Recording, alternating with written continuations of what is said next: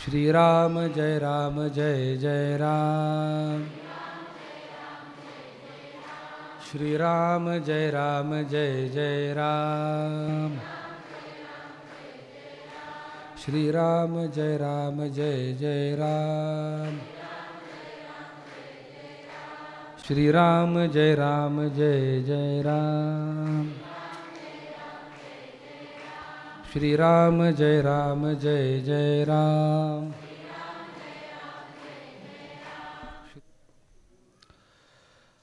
आता सद्गुरु वर्णवेना जेथ माया स्पर्शू शकेना ते मज स्वरूपा ज्ञाना काय कळे। नकळे नकळे नेती नेती ऐसे बोलतसे श्रुती तेथे मज मूर्खाची मती पवाडेल कोठे। मज नकळे हा विचारू दुरुनी माझा नमस्कारू गुरुदेवा पैल पारू पाव विभव।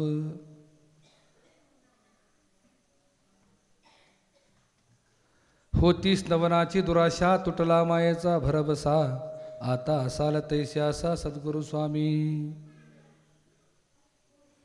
मायेच्या बळे कर्णिमी स्तवन ऐसे वंचित होते मन माया झाली लज्जायमान काय करू।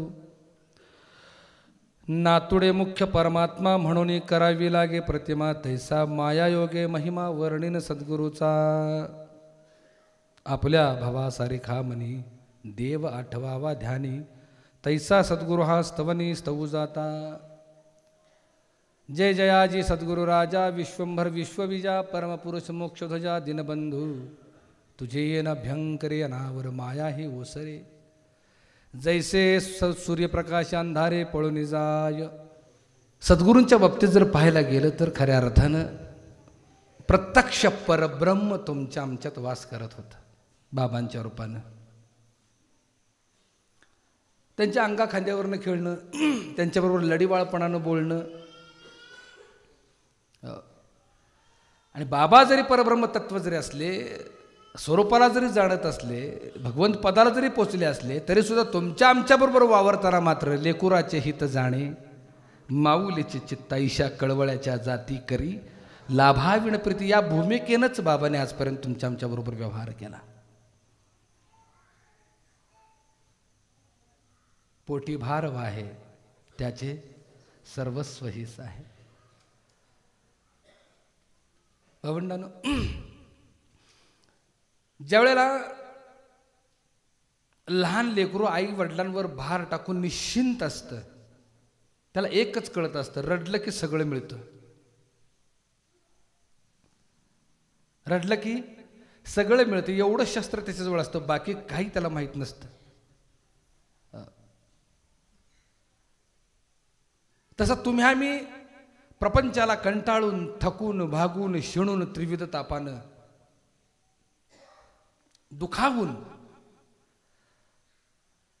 अनंत जन्माचा क्षीण या जन्मी पाठीवर घेऊन ज्यावेळेला तुम्ही आम्ही सगळा भार खाली करण्यासाठी म्हणून फिरत असतो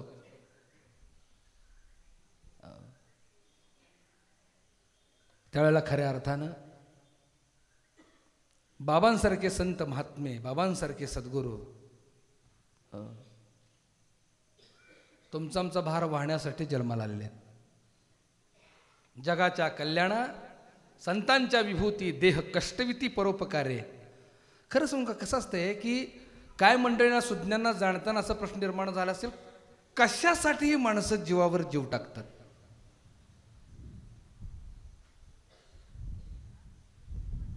काही जन्माला येतात? ज्ञानोबा तुकोबा समर्थ नाथ बाबांसारखी माणसं का जन्माला आली? कारण काय? कुठल्या निवडणुकीला उभं राहायचं आहे का काय, प्रॉपर्टी जमा करायचे, काय करायचं आहे काय?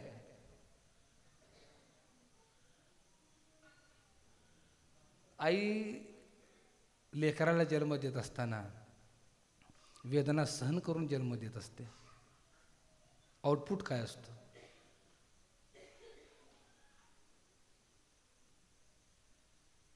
9 महिने वागवते, जन्म देते। लक्षात आलं का? लहानाचा मोठ्यापर्यंत त्याचा सांभाळ करत असते। आईचा मुलांबद्दल जसा हेतू नाही आहे, स्वार्थ नाही आहे, तसंच सद्गुरूंचा सत्शिष्याबद्दल स्वार्थ नाही आहे.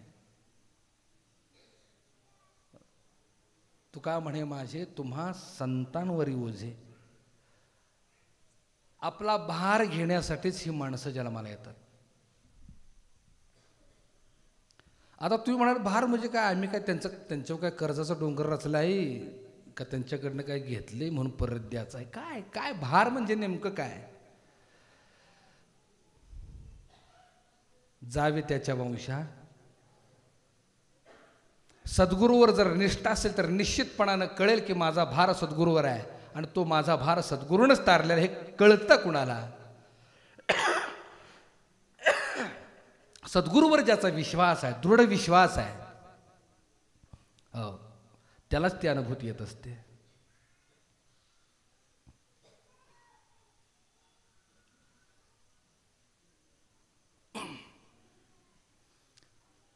म्हणून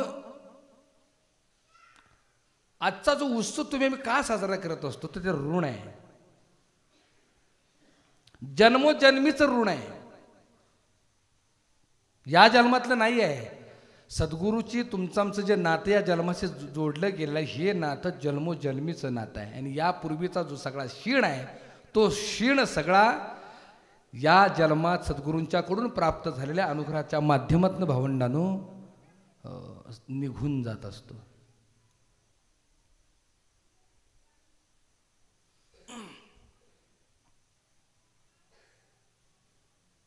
का जीव सद्गुरूकडे येतो, का आपण सगळे एकत्र आलो आज, उद्देश काय.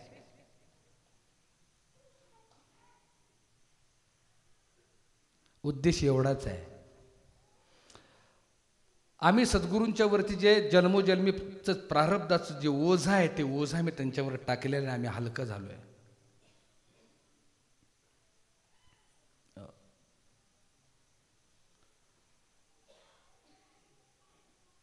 मी नेहमी दृष्टांत सांगत असतो, लेकराला कड्यावर ठेवले, कडा आहे मोठा आणि काठावर ठेवलं आईनं, गडबडीत काठावर ठेवलं, इतका खोल कडा आहे, पडलं तर त्या लेकराचं काय खरं नाही, इतका काठाला तिला आईनं ठेवलं, गडबडीत निघून गेली तरी सुद्धा ते लहान लेकरू 5-6 महिन्याचा हातपाय झाडत असतं. का झाडत असतं तर त्याला माहीत आहे की कुणी ठेवलं मला काठावरती, आईनं ठेवलं, आई माझा घात करणार. तसं अप्रत्यक्षरित्या तुम्ही आम्ही आपला संसाराचा भार, प्रारब्धाचं ओझ, नियतीचं ओझ आम्ही सद्गुरूवर टाकलेलं आहे आणि निश्चिंत आहोत तुम्ही आम्ही.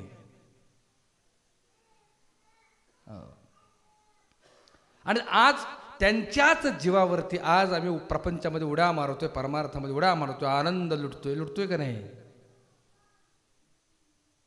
आणि मग ऋण काय आहे का नाही. तसं भावंडांनो आयुष्यभर नव्हे गत वर्षभर सद्गुरू तुमच्या आमच्यावर कृपा करत असतात. आमच्या संचिताचा भार, प्रारब्धाचा भार ते सहन करत असतात. आजचा जो दिवस आहे तर तुम्ही आम्ही लेकरांनी एकत्र येऊन त्यांचा उत्सव साजरा करण्यासाठीच हा दिवस आहे.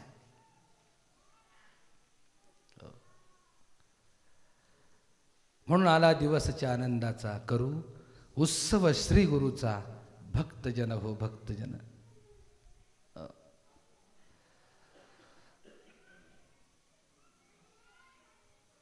बाबाने तुम्हा मला काय दिलं,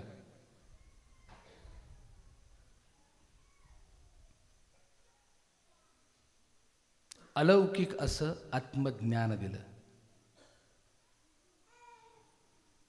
अलौकिक असं ब्रह्मज्ञान दिलं. नव्हे बाबांनी तुम्हा मला प्रत्यक्ष परब्रह्माच्या जागी बसवलं. ऐक शिष्या येथेची वर्म, स्वयं तूच आहेस ब्रह्म, याविषयी संदेह भ्रम ठेवू नको. कृपा कटाक्ष न्याळिले आपल्या पदी बैसविले. स्वतःच्या जागेवर बसवलं, देव पदावर बसवलं, स्वरूपाची जाणीव करून दिली. तू देह नाहीस, देह तुझा नाही, तू देहा वेगळा निसंग परतत्व परब्रह्म आहेस याची जाणीव करून दिली. प्रत्यक्ष देव होण्याचा अधिकार या मनुष्य देहाला दिलेला आहे. पण कितीही जरी आम्ही ज्ञानी असलो तर सद्गुरू शिवाय आम्हाला मोक्षाचा मार्ग दाखवणारा जगात कोणीही नाही.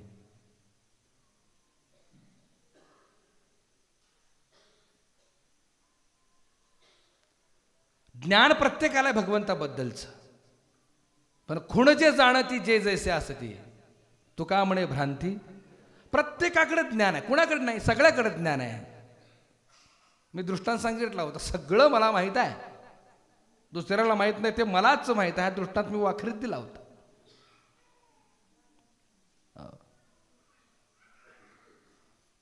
सगळ्यांनाच माहीत आहे. ज्ञानेश्वरीत आहे देव कसा आहे, एकनाथी भागवतात आहे, गाथ्यात आहे, 4 वेद 6 शास्त्र 18 पुराणे हातवर करून सांगितलं. सगळ्यात आहे, सगळ्यात आहे. पण दाखवणारा कोण आहे?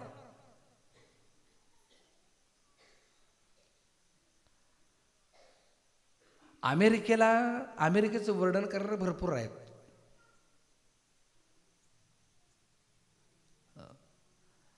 सगळेच वर्णन करतात. का? पुस्तकात लिहिले. दुबईचं वर्णन करणारे भरपूर आहेत. का? लिहिले पुस्तकात. सगळं आहे. सगळ्यांना माहित आहे, पण अनुभव कोणी घेतलाय? जो जाऊन आलाय. तसं देव सगळ्यांना माहित आहे, पण देव होऊन पुन्हा अर्भकाचे साठी पंते हाती धरली पाठी, अशी माणसं किती आहेत?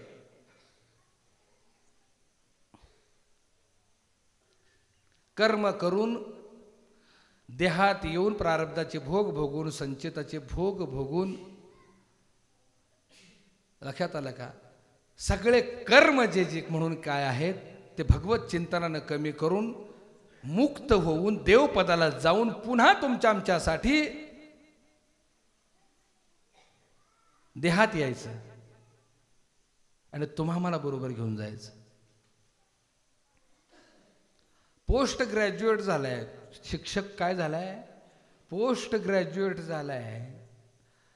त्याला गम भनाची काय गरज आहे का आता? पण ते पुन्हा शाळेत येतं, पहिलीच्या पोराच्या हातात पाठी घेतं आपण स्वतःच, आणि ग म भन ते मुक्त झालेत. आता त्यांचा तरी रस्ता चोखाळायचा होता, पण पुन्हा आयशा कळवळ्याच्या जाते. जे सुख, जो आनंद आम्ही उपभोगतोय तोच आनंद, तेच सुख ह्या जीवाला काय मिळत नाही. म्हणून त्या सुखाप्रती नेण्याकरता पुन्हा अर्भकाचे साठी पंते, पंते म्हणजे गुरुजी, हाती धरली पाटी. म्हणून सद्गुरुनाथांनी या मनुष्य देहात जन्म घेतला. त्याच्या पलीकडची अत्यंत महत्त्वाची गोष्ट अशी, भावंडांनो, तुम्ही आम्ही गोळा झालोय देवासाठी. कुठलंही धार्मिक कार्य कशासाठी करतो आम्ही? कशासाठी करतो? देवासाठी. का आलोय?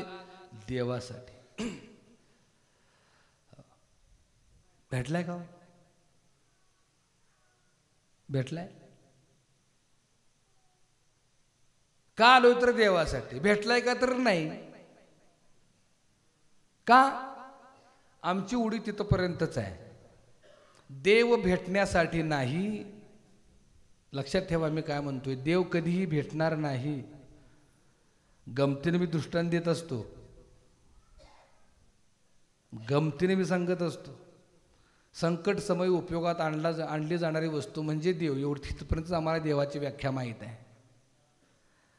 पण देव हे अंतिम सुख आहे, शाश्वत सुख आहे, शाश्वत समाधान आहे. त्याला सगुण रूपात, वेगवेगळ्या रूपात का नटवले?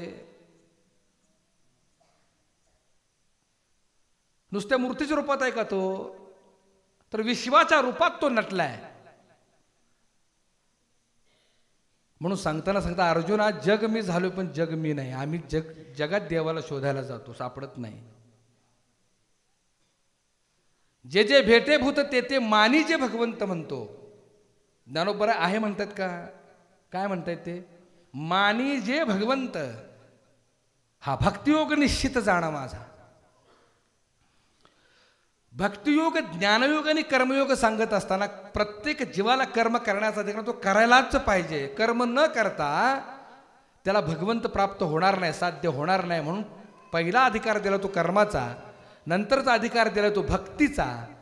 भक्तियोगात सांगताना सांगतात की जगाकडे बघताना मी आहे असं समजून बघ.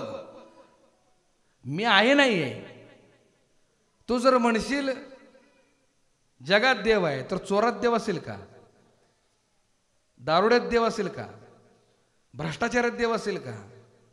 भ्रष्ट नेत्यात देव असेल का? रोग्यात देव असेल का? चोरात देव असेल का? एक मारित एकाशी, सुळी घालती तस्कराशी, दुष्काळी मेले उपवाशी ते गती काय मज. एक मन इंद्रिय उपद्रविले, एक राजाने दंडिले, एक उदक्या अग्नीत मेले ते गती मज काय पारता. चोराला जर फाशी देत असतील तर त्यात मी आहे का? चोराला ज्या अर्थी फाशी नंतर मी जर चोरात असेल तर मलाच फाशी आहे ती. भगवंत अर्जुनाला सांगताना डोळसपणानं सांगतात की जगाकडे भक्तियोग म्हणजे काय तर जग हे परब्रह्म रूप आहे, भक्तियोग आहे. जे मायेनं व्यापलेलं आहे त्याला क्षर म्हणायचं. मी काय म्हणतोय बघा, जे मायेनं व्यापलेलं आहे त्याला क्षर म्हणायचं. आणि माया व्यतिरिक्त मायेच्या म्हणजे ज्याच्या जीवावर माया चालली तिला अक्षर म्हणायचं. आणि ह्या दोन्हींना जो जाणतो तो तिसरा म्हणजे पुरुष, त्याला प्रकृती पुरुष म्हणायचं.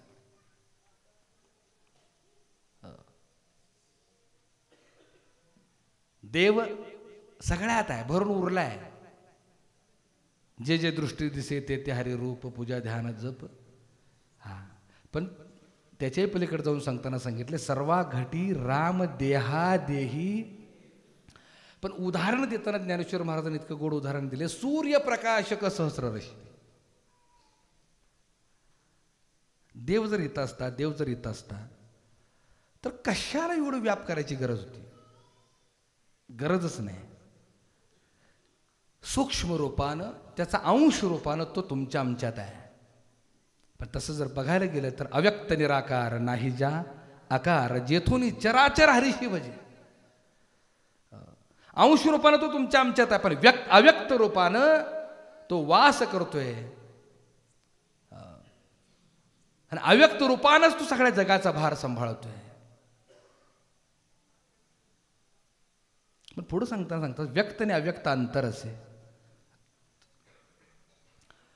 तर कर्मयोगामध्ये मी तुम्हाला सांगितलं भक्तियोगा म्हणजे काय की तू अर्जुना जाण, समज, हा भक्तियोग निश्चित जाण माझा. आणि ज्या वेळेला भक्तिप्रेमाचा जिव्हाळा निर्माण होतो त्यावेळेला एक प्रेम निर्माण होतं, एक नातं दृढ होतं. कुणाचं? देवाचं आणि भक्ताचं. भक्ती कशाला हवी आहे? कशाला भक्ती हवी आहे? नातं दृढ होण्यासाठी, देवाबद्दलचं प्रेम निर्माण होण्यासाठी. आणि ज्या व्यक्तीबद्दल प्रेम निर्माण होतं हळूहळू त्याच्याच भजनानं तो जीव देवरूप होतो. म्हणजे काय होतं? ज्याचं भजन करतो तोच होऊन जातो. त्याला ज्ञानयोग म्हटले, ऐक्य ज्ञानाचे लक्षण.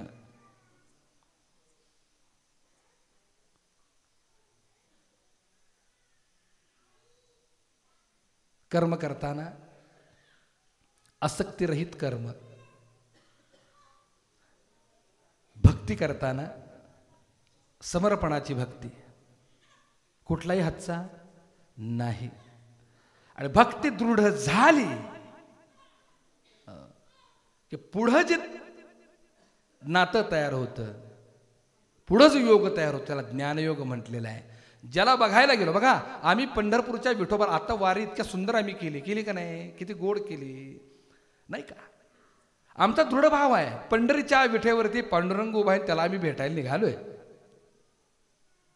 पण त्याला भेटायला जात असताना संतांच्या मेळ्यामध्ये संत साहित्याबरोबर अभंग भजन कीर्तन प्रवचनाबरोबर आम्ही पांडुरंगापर्यंत पोहोचतो. पण पांडुरंगाचं वर्णन जर आम्हाला 16 दिवस आमच्या कानावर पडत असेल, पांडुरंगाचं खरं रूप जर आम्हाला कळालं, भक्तिप्रेमाचा जिव्हाळा पंढरपुरापर्यंत, पण तिथं पोचल्यानंतर जी अनुभूती येते, देव पहावे असे गेलो तेथे, अरे म्हणजे देव बघायला, विठोबाला बघायला गेलो आणि विठोबाच होऊन बसलो. यालाच म्हणतात जीव शिव ऐक्य करी तो सद्गुरू. जीव म्हणजे जड आणि शिव म्हणजे आत्मा, परमात्मा. जीव आणि शिव ऐक्य करी तो सद्गुरू, यालाच ज्ञानयोग म्हटलेला आहे. ऐक्य ज्ञानाची लक्षणं, ज्ञान म्हणजे आत्मज्ञान, पहावे आपणाशी आपण यानाव ज्ञान. आपण आपणाला पाहणं हे सर्वश्रेष्ठ ज्ञान आहे. जगात ज्ञान भरपूर आहे, भरपूर ज्ञान आहे. व्यवसायाचं ज्ञान आहे, व्यापाराचं ज्ञान आहे, वैद्यकीय ज्ञान आहे, नाही का, विद्येचं ज्ञान आहे, कलेचं ज्ञान आहे, संगीत ज्ञान आहे, गायनाचं ज्ञान आहे, वादनाचं ज्ञान आहे. सगळं ज्ञानच आहे. पण परिपूर्ण ज्ञान एकच, की जो स्वतःला ओळखतो ते परिपूर्ण ज्ञान.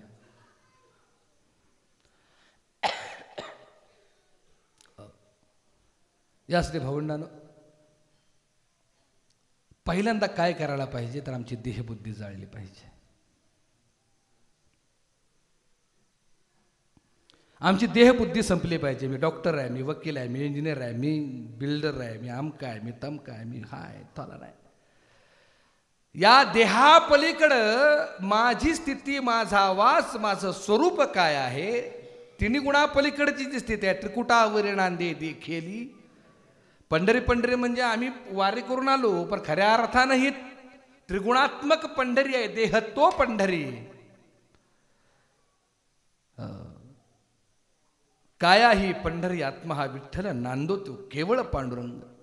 हीच पंढरी आहे. आणि याच पंढरीच्या वाऱ्या करत असताना आमची वारी चालू आहे. चालू आहे का बंद आहे? पंढरीची वारी आमची चालूच आहे. वारकरी वर्षातनं एकदा, वर्षातनं दोनदा, महिन्यातनं एकदा, महिन्यातनं दोनदा, म्हणजे 12 महिन्यातनं 24 वेळा करत असेल वारी, जो निष्ठावान आहे. पण नामधारकाची वारी चालूच आहे, त्याला करायची गरज नाही. ती वारी म्हणजे ही वारी. आणि दिवसातनं किती वेळा वारी करतो हा? 21,600 वेळा पंढरीची वारी चालूच आहे त्याची. लक्षात ठेवा, हे निर्गुण वारी आणि ती सगुण वारी. तर मला सांगायचं आहे का भावंडांनो, की ज्याच्या शोधाला निघालोय, भक्तिप्रेमाचा जिव्हाळा निर्माण होतो या वारीमुळं. पण तिथं पोचल्यानंतर, त्या ठिकाणी पोचल्यानंतर मग मात्र कळतं, ज्याला भेटायला निघालो तो कोण आहे? मीच आहे. गमतीने मी नेहमी प्रत्येक वेळा सांगत असतो, माणसं श्रीमंत का होतात? पैशाच्या मागं लागतात. आम्हाला काय व्हायचं आहे? देव. मग कोणाच्या मागं लागायचं? देवाच्या मागं हात धुवून लागलं की आम्ही देव झालो. म्हणून भक्तियुगामध्ये सगुणाचा भेद आहे, पण ज्ञानयोगामध्ये दोनही मावळत. ज्ञानयोगामध्ये काय होतं? दोन्हीही मावळत. म्हणून बाबाने तुम्हा मला सूक्ष्म ठिकाणी नेऊन ठेवलं. भक्ती तर शिकवलीच, कर्मयोग तर शिकवलाच, पण ज्ञानयोग सांगत असताना, जीवशिव ऐक्यता करत असताना अनुग्रहाची जी स्थिती आहे, त्यावेळेला बाबांनी काय केलं? चिंचेच्या पानावर देऊळ रचिले, आधी कळस मग पाया. ही जी अनुभूती आहे, ही अनुभूती अनुग्रहाच्या वेळेला नाथांनी अभंगातनं किती गोड सांगितलं. तीच पद्धत. चिंचेचं पान हे सूक्ष्म आहे, त्याच्यावर काहीच टिकत नाही. अशा सूक्ष्म ठिकाणी अनुग्रह देत असताना बाबांनी त्या देव्हाऱ्यावरती विवेकाच्या विटेवरती पांडुरंग उभा केला. तो दिवस आहे बरं का आजचा तो दिवस आहे. चिंचेच्या पानावर देऊळ रचिले, आधी कळस मग. आता गंमत अशी आहे, चिंचेचं पान म्हणजे सूक्ष्म स्थिती, आणि त्यांनी मंदिर बांधायला सुरुवात केली साधकाला समोर ठेवून. आणि आधी कळस दिसतो, पाया दिसतो का? कळस काय होतो? दिसतो. पायातले दगड दिसतात का? तसं भावंडानो, आधी तुम्हा मला सांगताना सगुण परमात्मा दाखवला. तीर्थव्रती भाव धरी रे करुणा, पंढरीची वारी सांगितली, तिथल्या विटेवर असलेल्या विठ्ठलावर विश्वास ठेवायला सांगितला, दृढभाव ठेवायला सांगितला, भक्ती शिकवली. नंतर अनुग्रहाच्या वेळेला आधी कळस म्हणजे प्रत्यक्षाचं दर्शन, सगुणाचं दर्शन दिलं, आणि मग पाया रे निर्गुण आहे. निर्गुण दिसतंय का?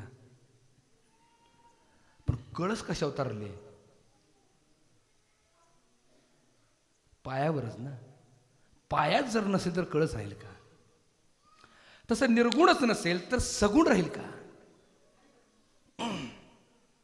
अनुग्रहाची स्थिती किती गोड. आधी कळस आणि मग पाया रे. म्हणून आधी सगुणी भजता निर्गुणी पावे. म्हणून सगुणाचं आधी भजन करायला शिकवलं, भक्ती निर्माण केली, आणि नंतर नेताना मला पायाकडे नेलं की जे ज्याच्या जीवावर हा कळस तरलाय, तसं निर्गुण परमात्म्याच्या जीवावरती, शक्तीवरती हा सगुणाचा खेळ चालू आहे. ब्रह्मांडाचा खेळ फक्त त्या अव्यक्तावर चालू आहे. तो लक्षात आणून दिला. पुढे एकनाथ महाराज म्हणतात, देव पूजू गेलो तव देऊळ उडाले. देव पुजायला गेलो, देऊळच उडून गेलं. गंमत आहे ना. आरती बिरती घेऊन गेलो देवळात, देव पूजू गेलो तव देऊळ उडाले. याचा अर्थ काय होतो भावंडांनो? हे देऊळ आहे आणि पूजा कोणाची करायला निघालोय? आपलीच पूजा आपण करायला निघालोय.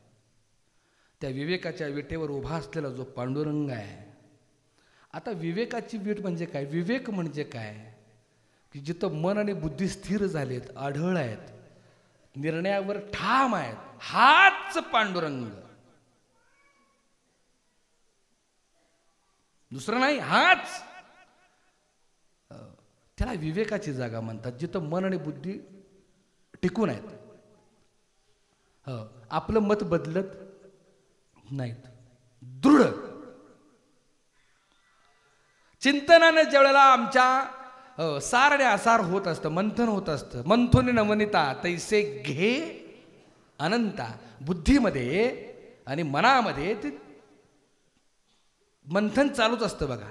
जसं दूध घुसळावं, दही घुसळावं, लोणी काढावं आणि पाणी बाजूला काढावं. पाणी हे आसार आहे आणि लोणी हे सार आहे. तसं त्रिगुण आसार, निर्गुण हे सार. सार आसार विचार हरिपाठ. उत्तर देताना ते सांगितले. त्रिगुण काय आहे?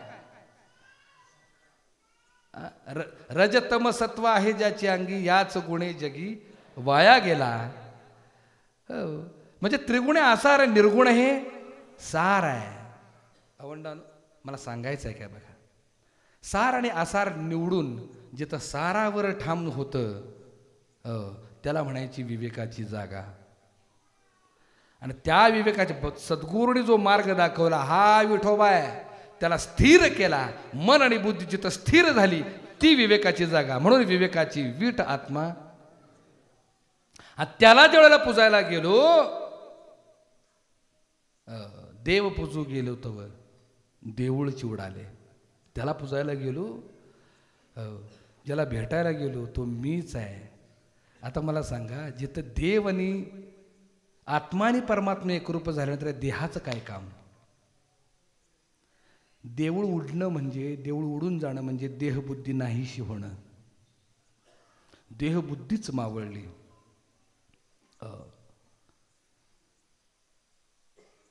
फळले भाग्य माझे धन्य झालो संसारी, श्री गुरु भेटले हो त्याने धरियले करी. पश्चिमात चालविले आत्मा जेथे निर्धारणे, त्रिकुटावरणांदे देखिले पंढरी. ते सुख काय सांगू वाचा बोलता नाही. आरतीचे नियोगे गेले मी पण माझे, रावळा माझी जाता. बघा, नाथांचं म्हणणं आणि निवृत्तीनाथांचं म्हणणं एकच आहे. रावळा माझी जाता राहे देहावस्था. या देवळात गेलो आणि देऊळ पणच संपलं, मनुष्य पणच संपलं, देह पणच संपलं. रावळा माझी जाता राहे देहावस्था.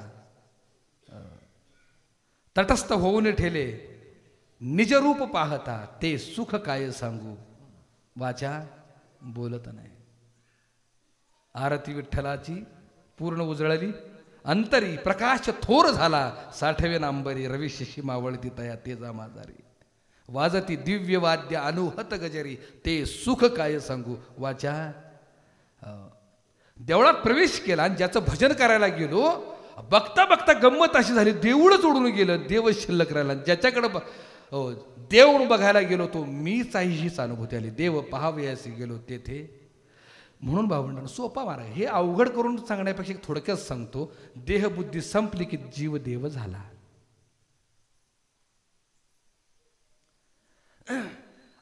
आपली परिस्थिती अडचण अशी आहे, मीच देह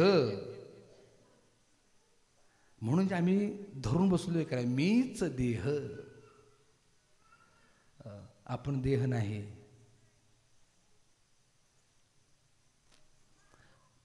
बहुत दिस फेरा आला या नगरा. लई दिवसानं फिरत फिरत फिरत फिरत किती गावं ओलांडली? 84 लक्ष गावं ओलांडून या बहुत दिस फेरा आला या नगरा. या गावात आलो, या घरी आलो.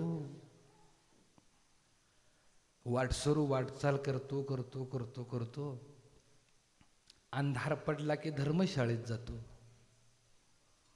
धर्मशाळेत रात्र काढतो. सकाळी उठतो पुन्हा आपल्या मार्गाला लागतो. त्या धर्मशाळेबद्दल आसक्ती आहे का हो त्याला? काय नाही म्हणले, आता राहिलोय म्हणजे आपल्या नावावर करून घेऊया. नाही, धर्मशाळेचा उपयोग मुक्कामासाठी आहे. कार्यभाग संपला की पुढच्या वाटेला जाणं, तसे ही धर्मशाळा आहे, लक्षात ठेवा. पण आम्ही निघालो चोर. प्रवास केला केला केला केला, चांगलं मिळालं, चांगली धर्मशाळा ही आहे का नाही, आलिशान धर्मशाळा आहे, सगळ्या गोष्टी आहेत. इतर धर्मशाळेत ही परिस्थिती नाही, कुत्र्याच्यात मांजराच्यात असली आलिशान परिस्थिती नाही. हित्त आलिशान सगळं आहे. आणि मग आलिशान मिळाल्याबरोबर आम्ही मात्र गंमत केली, कुळ कायदाच लावला. धर्मशाळा सोडायलाच मागे ना, पुढं जायला नकोच. तुम्ही आम्ही वाडसूर आहोत. आणि या धर्मशाळेत, देह नावाच्या धर्मशाळेत तुम्ही आम्ही कार्यापुरते कारण मार्गे उल्लंघुनी वेगे जावे स्थळा. म्हणून भावंडानो, देह हे काळाचे, धन कुबेराचे, तेथे मनुष्याचे काय आहे. देह काळाचा आहे, ते त्याचं भांडवल आहे. आणि जे तुम्ही आम्ही पैसे प्राप्त करतो, मिळवायला नाही करतो, कोणाचं आहे? कुबेराचं आहे. आपला आहे का ते? नाही आहे. तेथे मनुष्याचे काय आहे. मग जसा एखादा हुशार प्रवासी काही कार्यभागासाठी म्हणून या आलिशान हॉटेलमध्ये राहतो, कार्यभाग आटपला खाली काउंटरवर येतो, चावी ठेवतो आणि हॉटेल मालकाला सांगतो चेकआउट करा. हॉटेल मालक म्हणतो का कशाला चेकआउट करा, एवढं आलिशान आहे म्हटलं, सगळं पंचतारांकित आहे. इंटरनेट आहे, टेलिफोन आहे, 5 पकवान नाही, फिरता बेड आहे, मखमल आहे, एअर कंडिशन, सगळं एवढं सोडून म्हटलं लगेच निघाला. त्यावेळेला जाणता काय म्हणतो माहिती आहे का, उपभोग घेणारा काय म्हणतो, तुझं किती जरी आलिशान असलं तर माझ्या घरासारखं सुख तुझ्या ह्या आलिशान हॉटेलमध्ये. अर्थ लक्षात ठेवा, घन अर्थ आहे, फार घन अर्थ आहे. तुझं आलिशान किती असू दे, लक्षात आलं का, माझ्या घरात जे सुख आहे, माझं घर म्हणजे जिथून आलोय ते घर. आम्ही वैकुंठवासी आलो याच कारणाशी, बोलिले जे ऋषी साच भावे वर्ताया, झाडू संतांचे मार्ग, आड राणी भरले जग, उचिष्टाचा भाग शेष उरला तो. याच्यासाठी आम्ही आलोय त्या गावावरून, आमच्या गावावरून, आमच्या घरातनं आलोय. कशासाठी, आम्ही खेळीमेळी गदारोळी आनंदे, मग गजा असू दे, वाघ्या मुरळी असू दे, जोगवा असू दे, आहे की नाही. ज्याचा देह अभिमान जळला तोच हरिपाठात नाचलाय. अर्थ कळला का? ज्याचा देह अभिमान जळला तोच, मी कसं नाचतो, माणसं काय म्हणतील, म्हणजे तुला भूतानं झपाटले. नाथांचा गोड भारोड आहे बघा. विंचू चावला,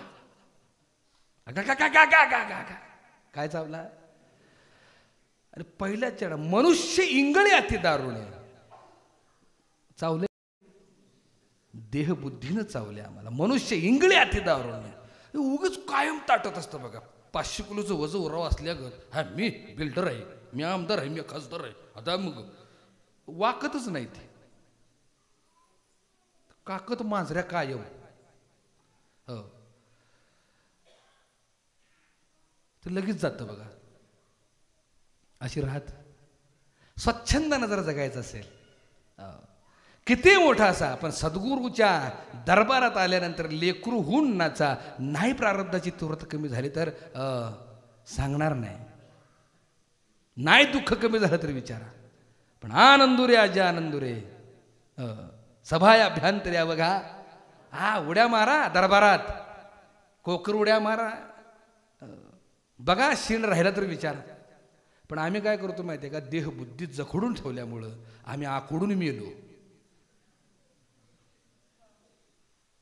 अलग लक्षात, मला सांगायचं आहे काय भावंडांना, देहबुद्धी संपली पाहिजे. देहबुद्धी या नावे या घरात राहिलोय, हे आलिशान आहे नाही असं नाही. कोण म्हणतं आलिशान, आलिशान आहेच आहे, पण आमचं जे निजधाम आहे, आमचं जे निजधाम आहे, आम्ही जिथून आलोय तिथली ओढ पाहिजे. आणि तिथली ओढ म्हणजे नामाचं स्मरण. आत्मरूपाने या देहात आलो म्हणून आम्ही जीवात्मे झालो. काय झालो आम्ही, जीवात्मे झालो. मूळच आमचं हे आनंद स्वरूप आहे, सदचिद आनंद रूप आहोत आम्ही. पण जीवाबरोबर चिकटल्यामुळं, देहाबरोबर चिकटल्यामुळं जे देहाला दुःख होते तेच दुःख आम्ही भोगतोय. जर देहाशी संबंध आम्ही ठेवला नाही तर आम्हाला दुःख भोगायचे कारण काय. म्हणून जे देहापासून सुटण्यासाठी म्हणून जे साधन दिले, या नाव अनिर्वाच्य साधन, या नाव अनोहत साधन. आत्मया परमात्मया परमसुख भेटी झाली या, मग न वेचवाया स्मरण विसरता, न जिता इंद्रिय दंडन, न जेविता तृप्त मनाई सहयोगी समान, जो आत्मज्ञानी बोली दे. पण कधी देहबुद्धी संपल्यानंतर, देहबुद्धीचा निश्चय ज्या ढळेना, तया ज्ञान कल्पांत काळी कळेना. म्हणून महाराजांनी तुम्हाला प्रत्येक वेळेला मार्गदर्शन करताना आत्म्याशी निगडीत राहा, आत्म्याशी एकरूप राहा. आणि आपला धर्म काय आहे तर स्वस्वरूपाशी एकनिष्ठ राहणं आमचा धर्म आहे. दुसरा तिसरा आमचा धर्मच नाही कुठला, ना हिंदू, ना मुसलमान, ना ख्रिश्चन, ना शीख, ना इसाई, ना साळी, ना माळी, तेली, तांबुळी, क्षुद्र, ब्राह्मण हे नाही. आम्ही कोण आहोत, स्वरूपाशी एकनिष्ठ असणारे आम्ही परब्रह्मतत्व आहोत. हे प्रत्येक पावला पावलाला जेवढ्याला जाणीव होईल त्याच वेळेला ध्यासानं देवात रूपांतर होतं. जीव विषयात का संपतो तर विषयाचीच आसक्ती असते, विषयाचीच ओढ असते, विषयाचाच धावा असतो.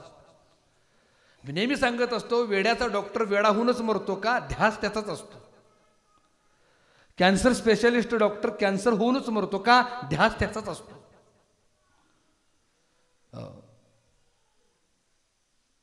अटॅकवर इलाज करणारा डॉक्टर शेवटी जाताना कशाने जातो?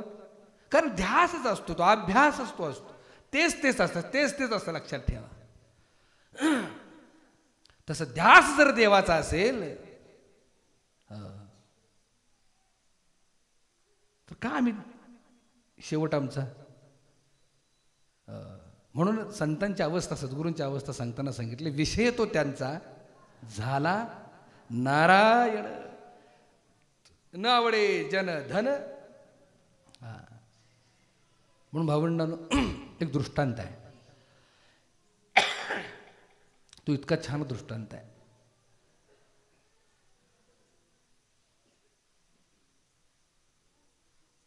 तुळवीला कुंभारणीचं घर असतं बघा. तुळवीला लाकडाची तुळवी असते आणि कुंभारणीचं घर म्हणतो त्याला आपण. काय म्हणतो? कुंभारण. ते कुंभारण आत बाहेर करताना तुम्हाला आम्हाला दिसते. ते कुंभारण काय करते माहिती आहे का? बाहेर फिरते, पानावरची फुलावरची एक हिरवी आळी आणते उचलून. आळी ती उचलून आणते, कुठे ठेवती? घरट्यात. आणि तिचा नित्यक्रम अखंड चालू असतो. याच तिचा चावा घ्यायचा आणि निघून जायचं. कुंभारण तेवढंच काम करत असते. येते, चावते, निघून जाते. ते बिचाऱ्या आळीला ती काय सहन होत नाही म्हणून ती अशी करत असते बघा. चावलं की पुन्हा स्थिरावते. पुन्हा ती कुंभारण बाहेर येते, बाहेरनं परत घरात येते, घरात येत्या पुन्हा त्या आळीचा चावा घेते, पुन्हा निघून जाते. चावलं की असा चावण्याचा कार्यक्रम एक आठवडा चालू असतो. येते, चावती, जाते, येते, खायला देत नाही, प्यायला देत नाही, काय देत नाही, पण एक तेवढं काम काचकन चावती, निघून जाते. आठवड्यानंतर गंमत काय होती माहिती आहे का? त्या आळीचं रूपांतर कुंभारणीत होतं. का? ती आठवड्यानंतर याची बंदच होती कुंभारिणी. त्या घरट्याकडे फिरकत नाही, पण तिचं मात्र ध्यास चालू. चावत तर नाही, पण ध्यास कुठला चालू आहे? आत्ता ती येणार मला चावणार, आत्ता ती येणार मला. पण कुंभारणीकडे इतकी ताकद आहे बरं का, की ती स्वतःचाच ध्यास लावती त्याला, आळीला त्या. आणि त्या ध्यासाचं रूपांतर बरोबर 14 दिवसानंतर ती आळी कुंभारण होऊन बाहेर पडते. काय ताकद आहे! तसं विषयात, प्रपंचात राहून जर विषयाचाच ध्यास घेतला तर त्याचा आपला शेवट त्याच्यातच होतो. पण तेच जर देवाचा ध्यास घेतला तर आमचा शेवट देवात होतो. आता देवात म्हणजे भ्रम असा बाजूला ठेवूया की बस म्हटले आता देव झालो की आपल्याला काय नाही. देव होणं आत्ता सुद्धा शक्य आहे, आत्ता सुद्धा शक्य आहे. देहबुद्धी जाळून टाका. देहबुद्धी बरोबर वासना जळते आणि वासनेचं बीज जाळलं की जन्म मरण संपलं. यातना दुःख कशात आहे? जन्म आणि मरणातच यातना दुःख आहे ना. किती वेळा जन्मा यावे, किती व्हावे फजित. पण जिच्यामुळं आम्ही जन्माला येतो तिलाच जर जाळून टाकली. तुकाराम म्हणायचं गोड अभंग आहे, बाबा अभंग घ्यायचे बघा. बीज भाजून केलेला आहे आम्हा जन्म मरण नाही. हरभऱ्याचं बीज भाजलं तव्यात मस्त मध्ये आणि पेराय नेले, उगवल? भाजलेलं बी उगवल का? तशी जर आमची वासना जर जाळून टाकली तर जन्ममरणाचा धोका आहे का बाबा रे? नाही आहे. म्हणून देहबुद्धी जळाली की वासना जळते, वासना जळाली की आमचं जन्ममरण थांबलं नाही, जन्ममरणाच्या यातना थांबल्या. लक्षात ठेवा. म्हणून देहबुद्धी पहिल्यांदा आपली संपवली पाहिजे. मी आणि माझं ह्या दोन गोष्टी संपल्या पाहिजेत. ह्या दोन गोष्टी संपल्या की आम्ही देव झालो. म्हणून परमार्थ हा देव होण्यासाठी आहे, गुरुभक्ती देव होण्यासाठी आहे, देव भेटण्यासाठी नाही. गैरसमज मोठा दूर करा. कोण जर म्हणलं आम्ही देव दाखवतो, लक्षात आलं का? तर त्याला दुरूनच नमस्कार करा, वाद घालत बसू नका. कारण परमार्थ करून नामाचं चिंतन करून देहबुद्धी जाळून वासना जाळून ज्ञानोबराय देव झाले, तुकोबराय देव झाले. लक्षात आलं का? देवासारखं कार्य केले की देव पण येतं, लक्षात ठेवा. आणि ज्या देवाची तुम्ही आम्ही भजन करतोय, भक्ती करतोय, तो देव निर्गुण परमात्मा आहे की ज्याच्या जीवावर हे सगळं विश्व चाललेलं आहे. तो अव्यक्त आहे बरं का, तो व्यक्त नाही. अजूनही लक्षात ठेवा. म्हणून कधीही तो आमच्या संकटाला शंख चक्र गदा पद्म घेऊन येणार नाही. ज्या ज्या काही दिव्य गोष्टी घडतील तिथं भगवंताचा वास आहे. मी काय म्हणतो लक्षात ठेवा. ज्या ज्या दिव्य गोष्टी घडतील तिथं भगवंताचा वास आहे. जिथं परोपकाराचा हात आहे तिथं भगवंताचा हात आहे. जिथं दया क्षमा शांती आहे तिथं भगवंताचा वास आहे. आणि त्याच्याही पलीकडे जाऊन सांगतो भावंडानो, अनाकरण्याची शक्ती आहे की जी मनुष्य बुद्धीच्या कितीतरी पलीकडे आहे. आणि तिच्या जीवावर ब्रह्मांडाचा सगळा खेळ चालू आहे. ती शक्ती म्हणजे भगवंत.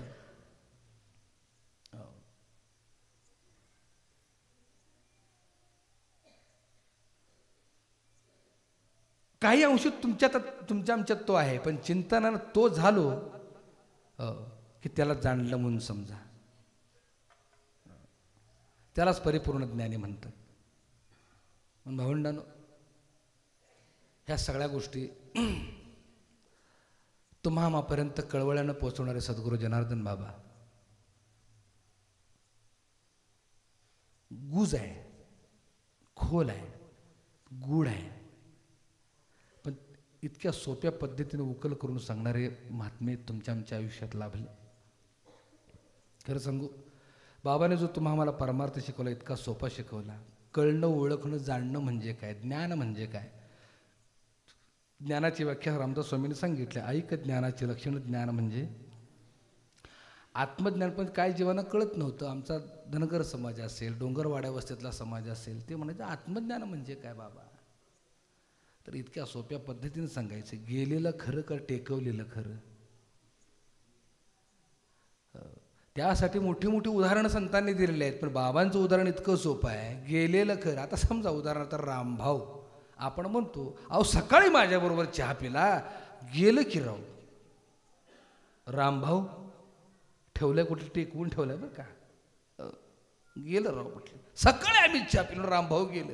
आता रामभाऊ कुठे गेले तिथेच टेकवून ठेवलंय की नाही. पण गेलं, गेलं म्हणजे कोण गेलं हे सांगता येत नाही. मग त्यावेळेला बाबा म्हणायचे टेकवलेलं खरं का गेलेलं खरं. गेलेलं खरं.